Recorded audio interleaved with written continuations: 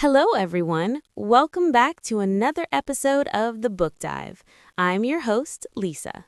And I'm Chris. It is wonderful to be back behind the microphone with you all today. We are so happy you decided to tune in and practice your English with us. How are things going with you today, Lisa? I am feeling fantastic, actually. I woke up feeling really refreshed, which doesn't happen every single day, but today it did.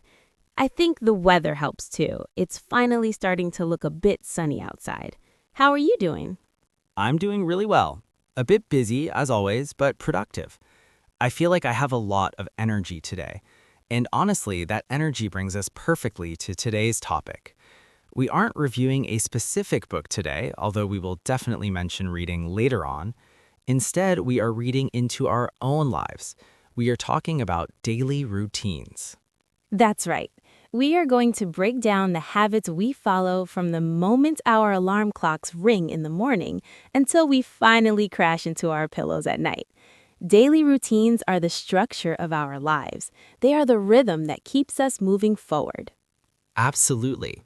And for our listeners learning English, talking about routines is one of the best ways to practice the present simple tense and adverbs of frequency, like usually, sometimes, and rarely.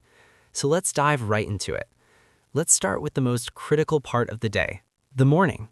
They say if you win the morning, you win the day. So, Chris, are you what we call an early bird? Do you like waking up early, or are you a night owl who prefers staying up late? That is the eternal question. I used to be a night owl when I was at university. I would stay up until 2 a.m. studying or watching movies. But now I am definitely an early bird. I usually set my alarm for 6:30 a.m. 6:30 a.m. is pretty respectable. Do you hit the snooze button? You know, that button that gives you 5 or 10 extra minutes of sleep? I try my absolute hardest not to. I read somewhere that hitting the snooze button actually makes you more tired because it interrupts your sleep cycle. So when the alarm goes off, I force myself to get up. The very first thing I do isn't checking my phone. It's hydrating. I drink a massive glass of water immediately. That is so smart. And hydrating is a great vocabulary word. It just means giving your body water or absorbing water. Why do you do that first thing? Well, think about it. After sleeping for 7 or 8 hours, you haven't had any liquids. Your body is naturally dehydrated. Drinking water wakes up my brain and my metabolism better than coffee does. What about you, Lisa? What's your first move when you wake up? I wake up around 7 a.m., so just a little bit later than you. I admit I sometimes hit the snooze button once just to have a moment to stretch. But once I'm up, I like to take things a bit slower. I usually do some light stretching or yoga for about 10 minutes, just to wake up my muscles and get the blood flowing. That sounds very peaceful. I wish I had the discipline to do yoga in the morning. It really helps. After that, I head straight to the bathroom to wash my face and brush my teeth.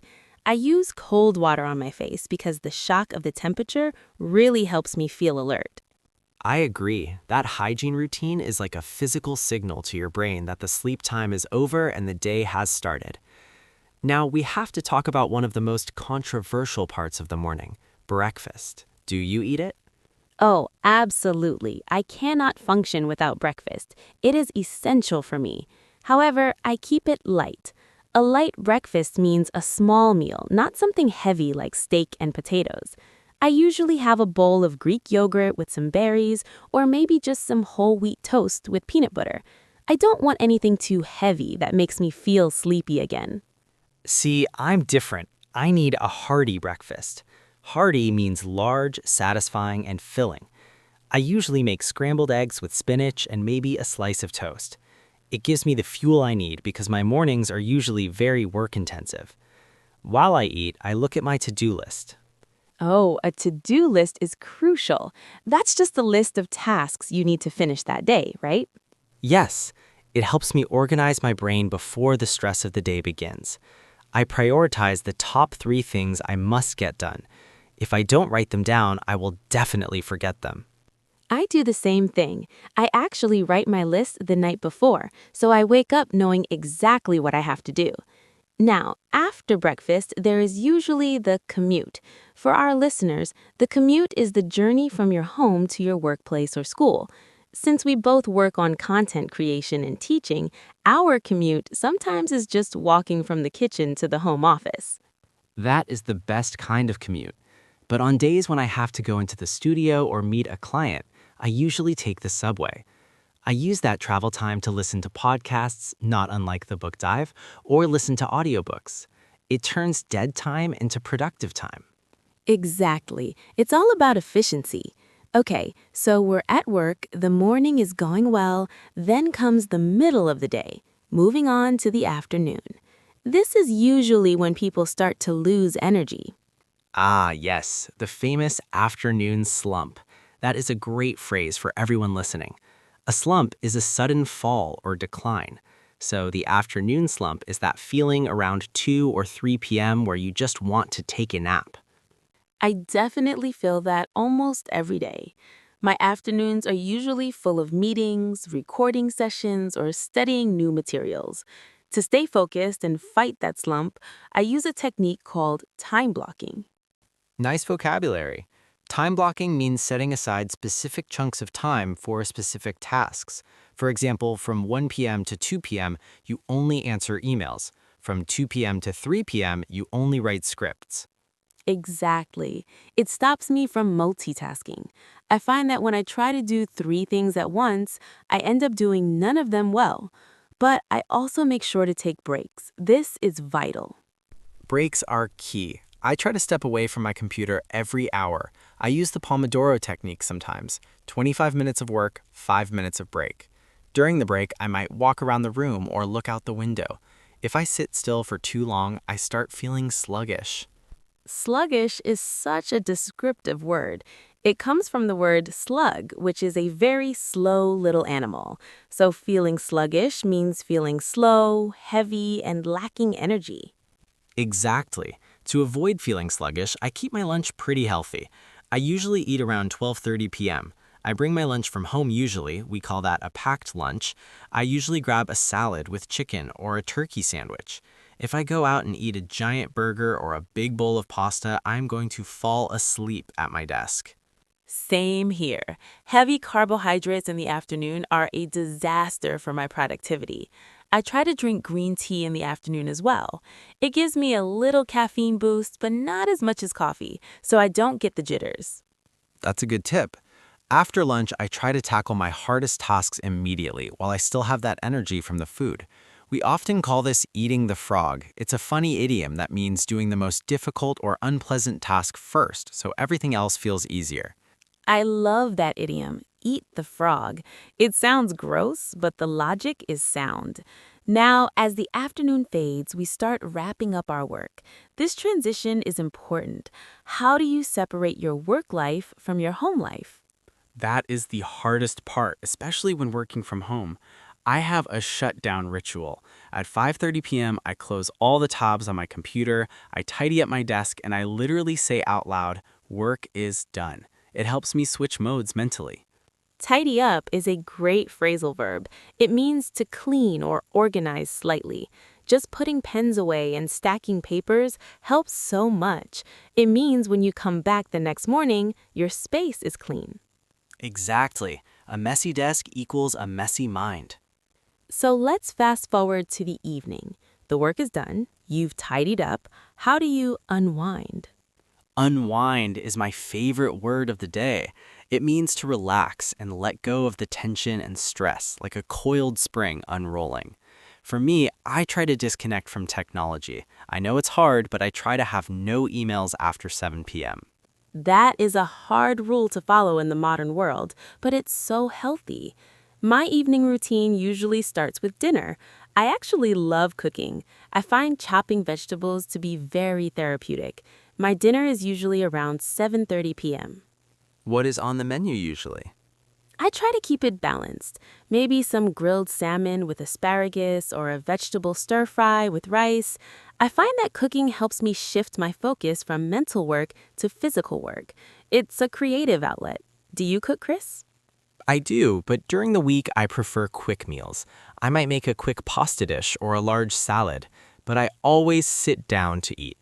I try not to eat while standing up or while watching TV, although I admit sometimes I watch a show while I eat. It's my guilty pleasure.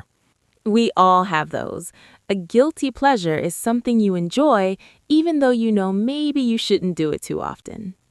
After dinner, I have chores. I know, boring, right? But I do the dishes immediately. I cannot wake up to a sink full of dirty dishes.